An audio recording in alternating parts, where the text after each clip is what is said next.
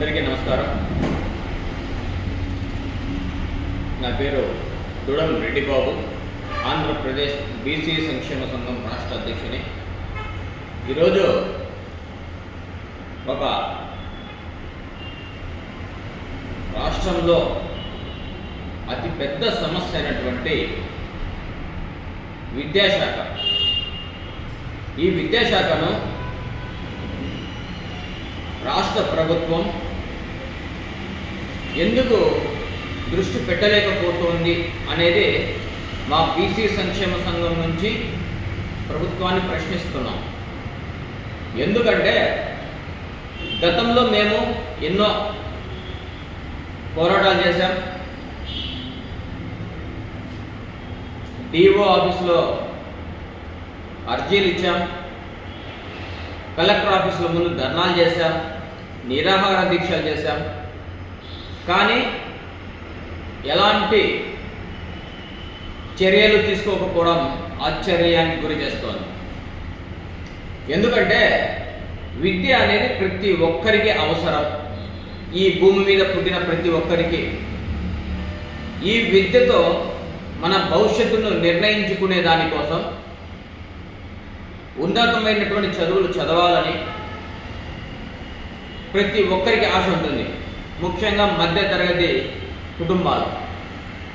ఇదే ఆశను అదునుగా తీసుకొని లక్షల కోట్ల రూపాయలు సంపాదిస్తున్నటువంటి ప్రైవేట్ కార్పొరేట్ కళాశాలలు, కాలేజీలు, మరి వీటిపైన విద్యను దోపిడీ చేస్తూ విద్యను వ్యాపారంగా మలుచుకొని వేల కోట్లు దందుకుంటున్నటువంటి ప్రైవేట్ కార్పొరేట్ కళాశాలలు, కాలేజీలను, ప్రైవేట్ యాజమాన్యాన్ని పైన ఎందుకు చర్యలు తీసుకోవడం లేదని రాష్ట్ర ప్రభుత్వాన్ని ప్రశ్నిస్తున్నాం.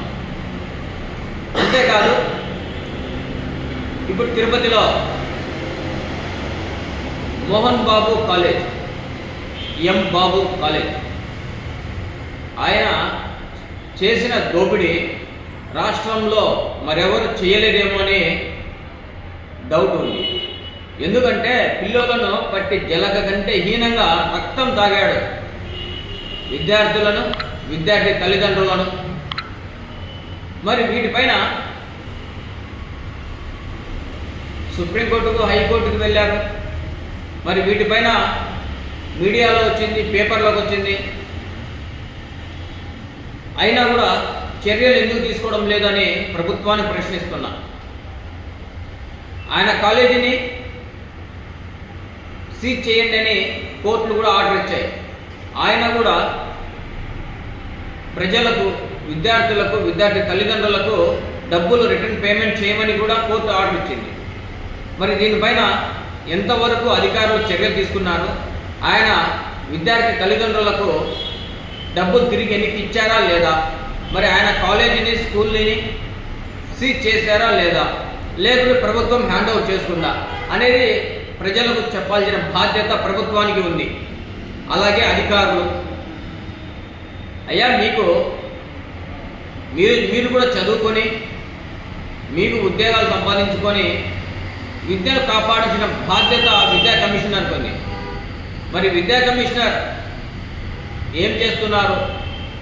రాష్ట్రంలో ఇంత దోపిడీ జరుగుతుంటే చీమ కుట్టినట్టు కూడా మీకు లేదు. అంతేకాదు, ప్రతి జిల్లాలో వేల కోట్లు దందుకుంటున్నటువంటి ప్రైవేట్ కార్పొరేట్ స్కూళ్ళు, కాలేజీలు వ్యాపారం చేస్తూ మధ్యతరగతి వాళ్ళను పీడించుకొని తింటున్నటువంటి ఈ ప్రైవేట్ కార్పొరేట్ స్కూళ్ళ పైన, కాలేజీల పైన తనిఖీలు ఎందుకు చేయడం లేదని అడుగుతున్నా.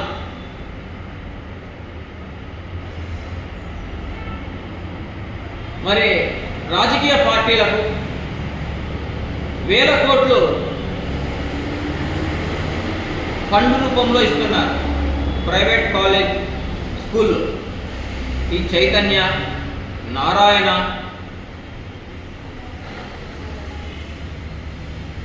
మరి వాటిపైన ఎందుకు చర్యలు తీసుకోవడం లేదు? పార్టీ ఫండ్ దేనికోసం ఇస్తున్నారు? మీకు వేల కోట్లు ఎందుకు ఇస్తున్నారు? వాళ్ళ ఇంట్లో తీసుకొచ్చి ఇస్తున్నారా? మేము విద్యను వ్యాపారంగా చేస్తాం అని మీకు తెలియజేస్తూ వాళ్ళు మీకు ఫండ్ ఇస్తున్నారు. దాదాపు 10,000 కోట్లు వైఎస్ఆర్సీపీకి ఇచ్చారు చైతన్య స్కూల్ కాలేజ్. మరి మీరు ఇంత ఫండ్ ఇస్తున్నారే, మీరు ఏం వ్యాపారాలు చేస్తున్నారని అడగడం లేదా? మీకు ప్రజల భవిష్యత్తు అవసరం లేదా? వాళ్ళు మీకు ఇన్ని వేల కోట్లు ఇస్తున్నారు అంటే అర్థం ఏంటి? అంటే మీరు ఏ విధంగా ప్రజల నుంచి దోపిడీ చేయండి, మేము మీ జోలికి రాము అని మీరే ప్రైవేట్ కార్పొరేట్ సంస్థలు ప్రోత్సహిస్తున్నారా? మరి దీనిపైన విద్యా కమిషన్ ఏం చేస్తోంది? విద్యా హక్కు చట్టాన్ని ఎందుకు అమలు చేయడం లేదు? అంటే మీరే దోచుకోండి, ప్రజలను పిప్పి చేయండి అని ఇండైరెక్ట్గా ప్రోత్సహిస్తున్నట్లుంది. అది ఏ ప్రభుత్వమైనా సరే, ఏ ప్రభుత్వం అధికారంలోకి వచ్చినా సరే. అసలు ఏం జరుగుతుంది రాష్ట్రంలో? మళ్ళీ వేల కోట్ల రూపాయలు ప్రైవేట్ కార్పొరేట్ స్కూల్లో దందాలు చేస్తుంటే ప్రభుత్వం మాత్రం వందల కోట్లు పెట్టి గవర్నమెంట్ స్కూళ్ళను డెవలప్ చేస్తున్నామంటున్నారు. చాలా మంచిది, ప్రజలకు ఉచితంగా విద్య అందించడం. మరి ప్రైవేట్ స్కూళ్ళల్లో అదే సిలబస్, గవర్నమెంట్ స్కూళ్ళల్లో అదే సిలబస్, ప్రైవేటు కాలేజీలు స్కూళ్ళకు, అలాగే గవర్నమెంట్ స్కూళ్ళు కాలేజీలకు పబ్లిక్ ఎగ్జామ్ ఒకటే కదా. ఆ పబ్లిక్ ఎగ్జామ్లో గవర్నమెంట్ స్కూళ్ళకు ఎక్కువ మార్కులు వస్తున్నాయా? ప్రైవేట్ కార్పొరేట్ స్కూళ్ళలో చదివిన వారికి ఎక్కువ వస్తున్నాయా మార్కులు? మరి అలాంటప్పుడు వేల రూపాయలు, లక్షల రూపాయలు 6వ క్లాస్కే దాదాపు 1,00,000 చిల్లర హైదరాబాద్ పబ్లిక్ స్కూల్ వసూలు చేస్తోంది. 6వ క్లాస్కే ఒక 6వ క్లాస్ చదివే పిల్లోడికి 1,20,000 రూపాయలు వసూలు చేస్తుంది సంవత్సరానికి. బుక్కులు మీరే, సాక్సులు మీరే, బూట్లు మీరే, నోట్సులు మీరే, టెక్స్ట్ బుక్కులు మీరే. మరి అలాంటప్పుడు ప్రైవేట్ కార్పొరేట్ స్కూళ్ళు కాలేజీలు పబ్లిక్ ఎగ్జామ్ సపరేట్గా పెట్టుకోండి. గవర్నమెంట్ పిల్లలతో పాటు ఎందుకో పబ్లిక్ ఎగ్జామ్ అనేది ఒకటే అయినప్పుడు మీరు ఎక్కువగా ఎందుకు వసూలు చేస్తున్నారు? ఫీజులు కానీ బుక్కులకు కానీ ప్రతి ఒక్క దానికి ఎందుకు ఎక్కువ వసూలు చేస్తున్నారు? గవర్నమెంట్ స్కూల్లో చదివిన అదే మార్కులు, ప్రైవేట్ కాలేజీలలో చదివిన అదే మార్కులు అయినప్పుడు మీరు వేల కొద్ది లక్షల రూపాయలు ఎందుకు వసూలు చేస్తున్నారు ఒక క్లాస్కు? ముఖ్యంగా Hyderabad public school, Narayana college, Chaitanya Narayana, అలాగే ప్రైవేట్ కార్పొరేట్ కాలేజీలు స్కూల్లో 1వ క్లాసు నుంచి హాస్టల్ నిర్వహిస్తున్నారు. ఆ హాస్టల్లో పరిస్థితులు ఏమైనా మీరు గమనించారా? ఏ రోజైనా స్కూళ్ళకి కాలేజీలకి వెళ్ళారా? విద్యాశాఖ అధికారులు కొంచెం సిగ్గు ఉందా? జీతాలు తీసుకుంటున్నారే, అధికారులమని చెప్పుకుంటున్నారే, మిమ్మల్ని కొంచెమైనా వాళ్ళు పట్టించుకుంటున్నారా? భయం ఉందా? ఒక సిస్టానికి భయపడుతున్నారా? ఎరే సిస్టమ్ ఉంది రాష్ట్రంలో, జిల్లాలో ఒక అధికారులు ఉన్నారు, ఎందుకు భయపడడం లేదు మీకు మీరంటే? పోయిన 28, 29, 27 కాలేజ్ స్కూళ్ళకు సెలవులు ఇస్తే నారాయణ, చైతన్య ప్రతి ఒక్క స్కూల్లో కంటిన్యూ చేశారు. ఏం గవర్నమెంట్ అంటే లెక్కలేదా? గవర్నమెంట్ ఇచ్చినటువంటి సెలవులకు మీరు ప్రైవేట్గా ఎందుకు నడుపుతున్నారు? అధికారులు మీరు ఎందుకు చెప్పలేకున్నారు?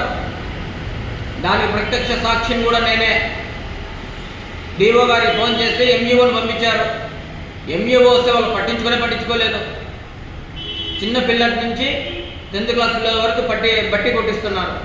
అప్పుడు మేము వెళ్ళి స్కూల్లో మూపించాం. రాష్ట్రంలో ఎంత జరుగుతుంది, జిల్లాలో ఎంత జరుగుతుంది అని కొంచెం కూడా మీకు లెక్కలు లేవా? మరి మీకు జీతాలు ఎందుకో? విద్యాశాఖను పట్టించుకున్నప్పుడు విద్యాశాఖ అధికారులు ఎందుకో అని మేము ప్రశ్నిస్తున్నాం. మోహన్ బాబు కాలేజీ ప్రజలకు డబ్బు రిటర్న్ ఇచ్చిందా లేదా? వాటిపైన మీరు చర్యలు తీసుకుంటారా లేదా? ఆ కాలేజీని సీజ్ చేస్తారా లేదా అని గవర్నమెంట్ మేము ప్రశ్నిస్తున్నాం. ఆల్రెడీ హైకోర్టు చెప్పింది వాళ్ళ డబ్బులు వాళ్ళకి రిటర్న్ కట్టమని, వాళ్ళ స్కూల్ను గుర్తింపును రద్దు చేయమని చెప్పింది. అదేవిధంగా ప్రతి రాష్ట్రంలో ఉన్నటువంటి ప్రతి కాలేజీలు, స్కూళ్ళు, ప్రైవేట్ అండ్ కార్పొరేట్ స్కూళ్ళు ఈ విధంగా మోహన్ బాబు కాలేజీ లాగా ఎవరెవరు ప్రజలను బట్టి పీడిస్తున్నారో ఆ స్కూళ్ళు, కాలేజీలను తనిఖీలు చేసి మేము విద్యాశాఖ అధికారులమయ్యా అని మీరు స్కూల్లో పరిచయం చేసుకోండి అని విద్యాశాఖ కమిషనర్ గారికి, విద్యాశాఖ జిల్లా అధికారులకు మేము తెలియజేస్తున్నాం. మీరు స్కూళ్ళలోకి వెళ్ళండి, కాలేజీలోకి వెళ్ళండి. ప్రభుత్వ స్కూళ్ళకు ఎవరు గండి కొట్టినా కూడా క్షమించరాని నేరం. ఎవరు ప్రభుత్వపు సూచనలు అతిక్రమిస్తారో వాళ్ళ గుర్తింపు రద్దు చేయండి. లేదంటే కనుక విద్యార్థులందరూ కలిసి, యువత అందరూ కలిసి రాష్ట్ర ప్రభుత్వాన్ని తలకిందులు చేస్తామని హెచ్చరిస్తున్నాం. గుర్తుపెట్టుకోండి, రాష్ట్ర ప్రభుత్వాన్ని తలకిందులు చేస్తాం. యువత తలుచుకుంటే కనుక ఎవరు కూడా బాగుపడరు. విద్యను నాశనం చేస్తున్నటువంటి ఈ విద్యాశాఖ అధికారులు, ప్రైవేటు కార్పొరేట్ స్కూళ్ళు, కాలేజీలు వారిపైన ఎందుకు మీకు అంత ప్రేమ అని అడుగుతున్నా.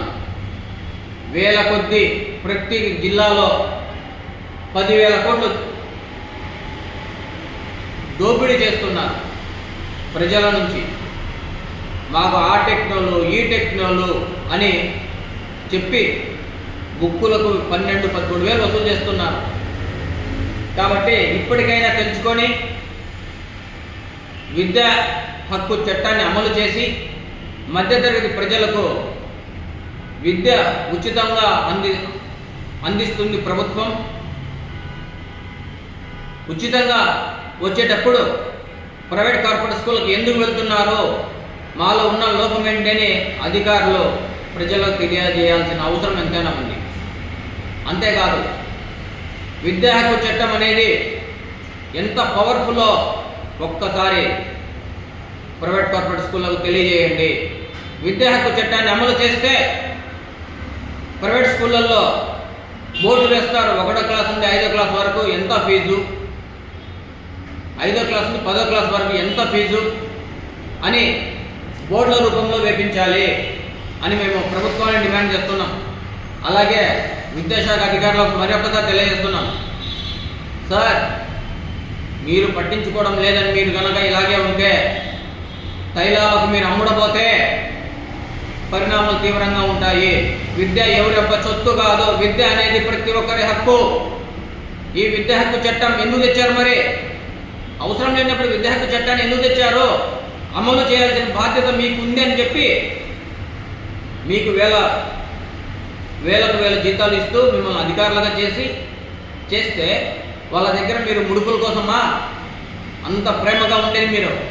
కాబట్టి తక్షణమే ప్రైవేట్ కార్పొరేట్ స్కూళ్ళ పైన చర్యలు తీసుకోవాలి. విద్యా హక్కు చట్టాన్ని అమలు చేయాలి. స్కూళ్ళల్లో ఫీజులు పట్టి వేయాలి. అలాగే మీరు కనుక ఇవన్నీ చేయకపోతే రేపు మార్చి తర్వాత హాలిడేస్ అయిపోయిన తర్వాత ఆమరణ నిరాహార దీక్షకు బీసీ సంక్షేమ సంఘం ఆధ్వర్యంలో ఇవన్నీ అమలయ్యేంత వరకు మేము ఆమరణ నిరాహార దీక్ష కూర్చుంటామని తెలియజేస్తూ సెలవు తీసుకుంటాను. నమస్తే. ఆప్తే